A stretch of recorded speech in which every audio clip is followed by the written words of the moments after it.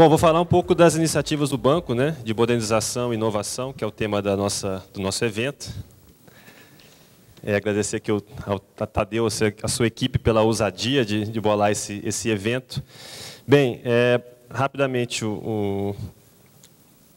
esse é o roteiro da apresentação. Vou falar sobre o banco, sobre os desafios regionais aqui, né, da América Latina, as iniciativas que nós temos na região e também compartilhar com vocês também algumas experiências no Brasil. Bom, sobre o banco, para quem ainda não conhece, a CAF surgiu na década de 70, né, era um banco dos países andinos, basicamente para financiar os acordos comerciais, né, do Pacto Andino. Pouco a pouco ele foi se transformando, além do banco de financiamento do comércio exterior, foi se transformando num banco que fomentava e financiava também programas de integração regional. Foram incorporando também outros acionistas. O Brasil virou membro da CAF em 98. Em 2008 o Brasil se tornou membro pleno. E hoje nós somos uma agência multilateral com 19 países acionistas, com uma característica bem interessante. Todos os países, né, da América Latina e também Portugal e Espanha, todos são países acionistas, doadores, mas também são países tomadores de empréstimo, né? Então a gente tem um conhecimento muito profundo da região e dos desafios que nós temos que enfrentar, como foi colocado já na parte da manhã. Alguns números do banco, né, 36 bilhões em ativos, nossa qualificação de rating AA, que permite captar recursos no exterior e trazer para a região com uma taxa competitiva, e uma carteira muito concentrada no setor público, porque são os principais acionistas. Então a gente tem uma experiência muito relevante nesse segmento. O Brasil já representa hoje 8% da carteira. Eu estava comentando até no backstage ali com o pessoal, uma característica interessante da CAF aqui no Brasil, que é específica, é atuar com entes subnacionais. A gente tem uma participação muito grande com empréstimos a governos e a municípios. Acabou se tornando a nossa expertise no Brasil, enquanto nos outros países a gente tem uma atuação também muito forte com governos federais. O mandato do banco, basicamente, de que maneira o banco pode oferecer parcerias, né, e empréstimos ao governo. São duas formas de atuação básica. Primeiramente, oferecendo crédito, né, para programas de longo prazo, e oferecendo conhecimento, né, que é a cooperação técnica, que são fundos não reembolsáveis, compartilhando as experiências que o banco tem já com outras, com esse volume acumulado ao longo da sua atuação. Quais segmentos que a CAF atua? São os mais variados possíveis, né? Programas de investimento, então contempla transporte, mobilidade, requalificação urbana, um componente também importante de reforço de capacidade de gestão, que eu entendo que é o tema que nós estamos abordando aqui também no evento, assim também como energia, educação e meio ambiente. Desses diagnósticos todos, né, desses estudos que foram feitos pelo banco ao longo dos anos, são 3 desafios regionais, né, desafios, vamos dizer, latinos da região, que eu entendo que são mais relevantes para o nosso tema aqui. O primeiro é a carência de infraestrutura, isso é notório, mas não custa a gente lembrar, só para citar um exemplo que dá essa dimensão, o Brasil, né, pasmem, tem 100 milhões de pessoas sem saneamento básico. Então isso dá a dimensão do desafio que nós temos que enfrentar. A baixa produtividade, como foi colocado aqui pelo meu colega do BID, também é notório quando comparado com outros países, outros mercados, né? É um desafio que a gente tem que romper. E a ineficiência na gestão pública, já que é claro que nós temos algumas ilhas de excelência no setor público brasileiro, mas, de maneira geral, a gente percebe ainda que tem um desafio muito grande a vencer nesse segmento. E, sobretudo, algo que nos preocupa muito, que é a percepção também da população em relação às instituições, né? Estudo recente do Latin Barometer apontou que 75% dos latinos não tinham confiança nas suas instituições. Então, é algo que a gente tem que recuperar de maneira muito rápida, porque não podemos ter uma sociedade sem esse nível de confiança. Bom, tratando mais aqui do tema do evento, além desses desafios mais de fundo, né, de infraestrutura, quais são os desafios que eu entendo do setor público, de inovar no setor público? Primeiro, é esse falso dilema, né, de achar que a inovação é um tema muito exótico para o problema da administração. Então, às vezes, concorre com uma outra pauta, como segurança pública, educação, saúde, que é uma pauta mais presente na agenda política. Então, o nosso desafio é mostrar que a inovação pode também estar a serviço para atendimento dessas demandas mais urgentes ou que são percebidas pela população de uma maneira mais incisiva, né? A falta de incentivo a tomar risco, que é uma dificuldade inerente do setor público, né? Você só pode fazer aquilo que a lei permite. Você tem órgãos de controle a todo momento no seu encalço. Então, você fazer algo diferente, fazer algo novo, realmente não é algo trivial. Demanda uma coragem, demanda um esforço adicional. E a descontinuidade, que é o desafio premente de nós termos essa pauta de inovação e modernização. Muitas vezes é uma pauta de mais médio e longo prazo, e a dificuldade é você conciliar essa pauta de médio e longo prazo com os ciclos políticos, né? Que praticamente no Brasil, a cada 2 anos, você tem que passar por essa transição. Bom, passar desses desafios, de que maneira a CAF tem incentivado e buscado algumas iniciativas para atender a e superar esses desafios. Nós temos uma iniciativa regional, que é uma iniciativa nos países acionistas, de fomento às patentes tecnológicas, né? A região ainda, quando comparada com outros países, a gente nota que existe um gap muito grande entre a apresentação de patentes nos principais mercados, tanto no mercado americano quanto no mercado europeu. Então, a CAF tem esse programa para incentivar e fomentar inovadores, e fomentar inventores e empresas, para que elas entrem com esses processos de patentes nos principais mercados, para que também gere uma rede de conhecimento e capacitação mútua.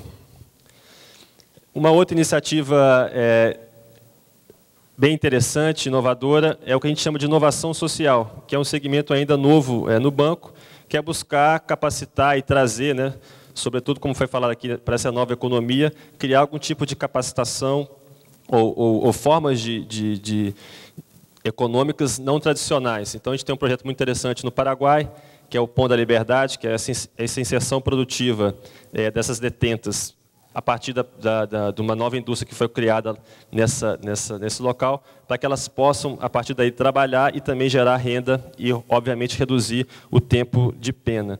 Um outro programa que eu queria destacar aqui é um programa da Colômbia, que são Mãos que Salvam Vidas, que utilizam mulheres, então tem um componente também muito importante aqui de inserção, né, de gênero, mulheres que têm deficiência visual, que elas estão sendo formadas para serem auxiliares examinadoras táteis. Então, elas, seguindo o protocolo médico, elas estão sendo formadas com essa nova capacidade, auxiliando, né, por exemplo, a prevenção e a detecção precoce do câncer de mama. É uma experiência muito exitosa, é uma experiência internacional que está sendo primeiramente colocada aqui na América Latina, na Colômbia.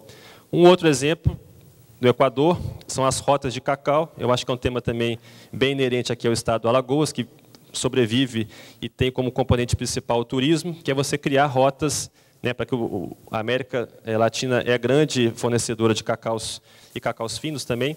A ideia dessa rota é criar, além do fornecimento do produto em si, criar também uma rota turística, porque são pequenas propriedades, então vou estar querendo ali uma hospedagem, criando um roteiro, para também ter um tipo de agregação de valor maior naquele mercado.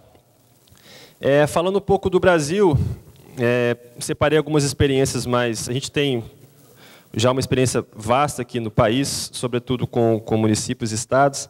Alagoas ainda não temos uma operação de crédito, mas certamente depois desse evento vamos começar algumas conversas. Temos aqui uma operação de crédito com a cidade de Maceió.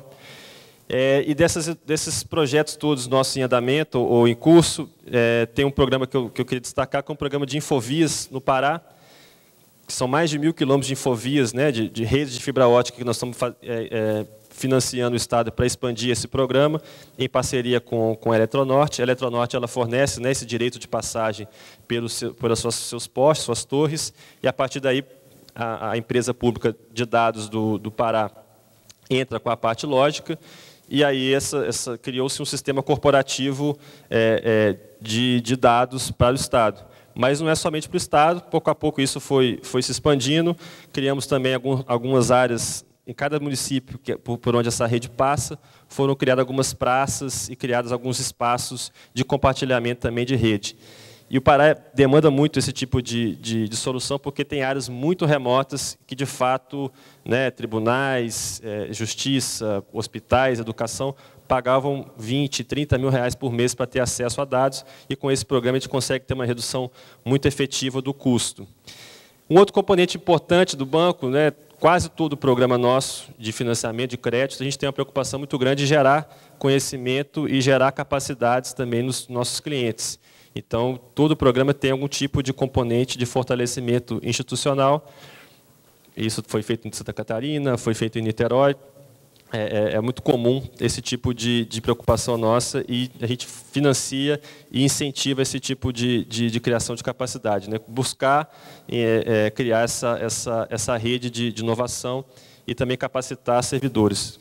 Todos os nossos programas a gente procura colocar, além, né, ter sempre alguma equipe própria do Estado, gerenciando esses programas, para que depois que esse programa termine, o que gira em torno de 4, 5 anos, a equipe, né, daquele Estado, daquele município, tenha conhecimento de como é lidar com o empréstimo público, como é gerir um programa de investimento de alto valor.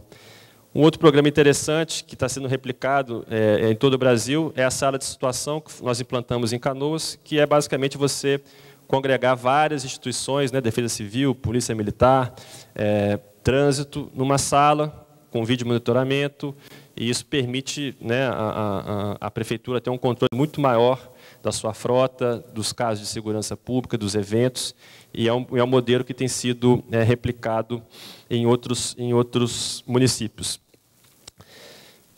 Bem, é um exemplo muito resumido. Por fim, eu queria deixar uma mensagem final do Jaime Lerner, que eu considero, né, uma figura que sintetiza esse desafio da gestão pública, né, porque ele tem uma experiência administrativa muito relevante. Ao mesmo tempo, ele está na vanguarda da inovação mundial. E ele conta nesse livro, né, O que é ser urbanista, ele conta a experiência dele administrativa, ele conta um bastidor muito interessante da época da criação do BRT. Né, qual era o desafio do BRT? Era você garantir uma eficiência na operação, garantir frequência na operação.